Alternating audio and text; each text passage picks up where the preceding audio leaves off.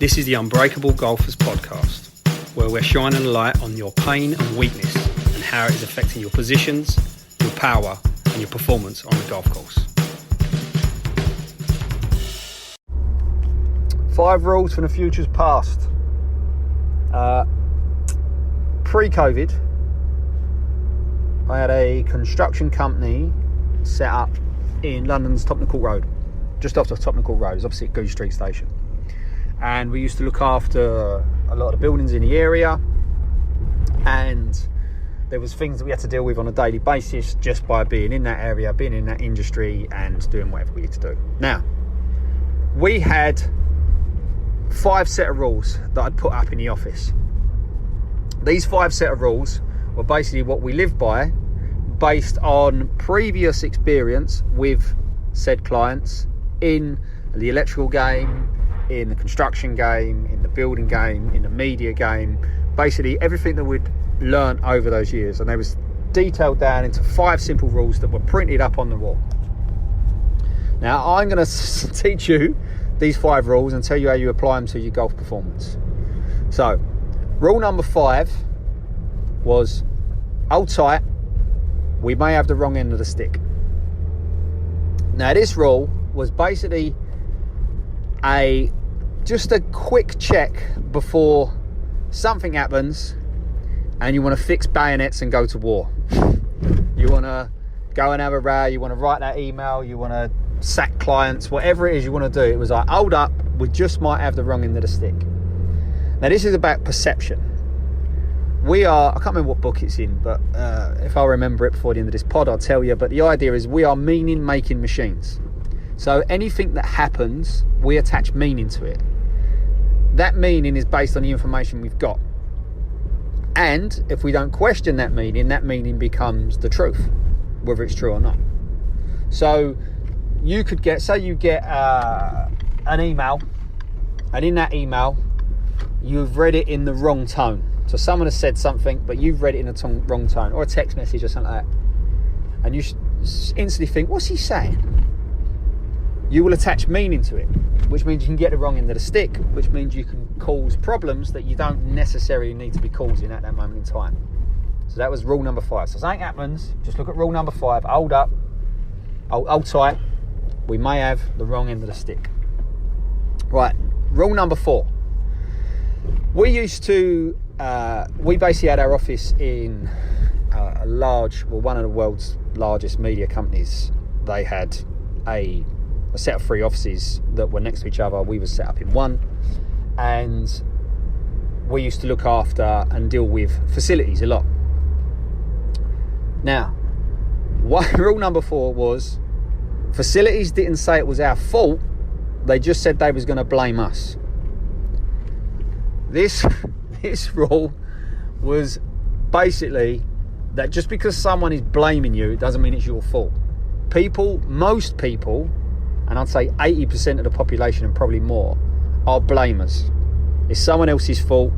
The reason why they can't do X is because of Y, and it's got nothing to do with them. Now, everyone does this at a certain level, but there's a large chunk of people that the first thing that they do is to blame someone else because they're terrified of making mistakes. Just because they do it shouldn't mean that you do it.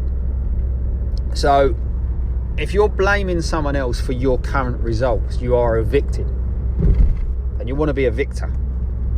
How you become a victor is, regardless of the situation that you're blaming someone else, you say, right, what can I learn? How can I get better? How can I make sure this doesn't happen again? Just changing that frame gives you a new way of seeing that it's not someone else's fault, whether it was or wasn't, and that you had some action in it, or if you continue, it is your action in it, and it gives you an ability for an action to move forward, and that's how you get better. Right, rule number 3 was, what was that?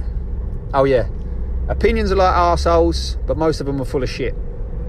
Now this come about because in theory we were the experts when it comes to electrical, but you would deal with people that are not experts but had probably read something on Wikipedia or done a quick YouTube video gone for a YouTube video, and they have a tiny bit of information which is true, but in a wrong context is irrelevant. So someone would give their opinion, would be in meetings, and someone would give their opinion, and this opinion at the time could be taken as gospel because of their position in the company, their role in the job that's coming on, or their vision of what they're trying to achieve. In which case, rather than shooting them down and destroying them and go, look, you don't know what the fuck you're talking about, you would go, right, okay, that makes sense in this context, but, and then you would give them a reason to do that. So that was rule number 3. Rule number 2 was, if in doubt, ask Tom. Hold up. I've jumped through that. Right, so go back to the previous one about opinions are like arseholes. Now, you would have an opinion of yourself based on negative experiences, whatever it may be. I can't do that. This always happens when I do X. There's no way I can do that.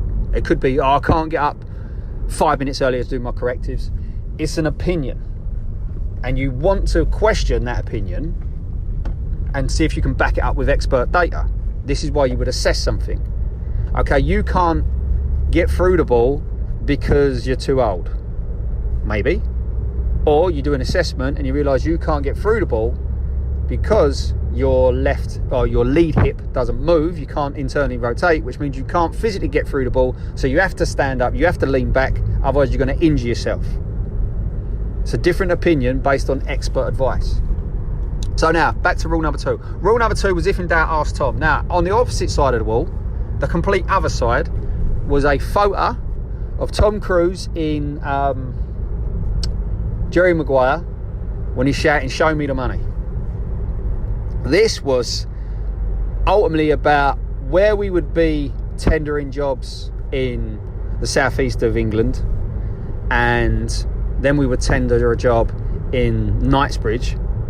Sometimes those costs would be hugely inflated based on access issues, the amount of other paperwork that's got to be done, the prelims, just getting materials to site, additional cost, and the cost would go up and up and up and up and up. So you would tender a job in Knightsbridge and you would look at it and you'd go, oh, that looks heavy. That looks heavy, that does. And that's based on other thoughts in your mind based on other jobs.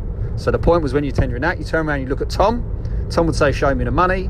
And that concept is based on the idea of the only reason why you have a business is to make profit. Really, ultimately, if you're in a business and you're not making profit from it, then you're not a business person and you should just go and get a job. Again, I think that was Ben Settle stuff, but then again, like I say, I can remember this one. I got this from Alex Omosi. Don't remember anything you can look up. Save space in your brain. Right. So, how would you do this in golf performance? Well, there is an unbreakable version of you. So there is the level you are broken at, and there's an unbreakable version of you. When you go through something like the Fairway 4 experience, or whether you just implement Fairway 4 based on these audios, there will be a version of you that is showing up in 90 days. And basically, you want to ask that person how he would think. So if you're someone that always, I don't know, what would be a pain in the arse? Let's say, for instance, you're always hitting 3 off a tee on the first hole of any competition you play in. You always do that. Your story is you always do that. You always do that. But the unbreakable version of you doesn't do that. So then it would be, okay, if I ask the unbreakable version of me, what does he think when he's walking onto the first tee? What does he do when he's walking on the first tee? It gives you a different perspective. So that's the point of that. And the last one, and ultimately the most important one, rule number 1, fuck them. Ultimately, fuck them. Don't worry about the opinions of others. Don't worry about if other people are blaming you. Don't worry about if you choose to become the better version of you and you make mistakes and you fail, because at least you tried. Don't worry about any of it, because ultimately it's your life. It's your business, it's your life. If you want to get better, you're going to have to be willing to make some mistakes.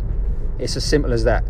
People are absolutely terrified of making mistakes. What people will think about when they make mistakes, because of mistakes they made in the past when they haven't followed through.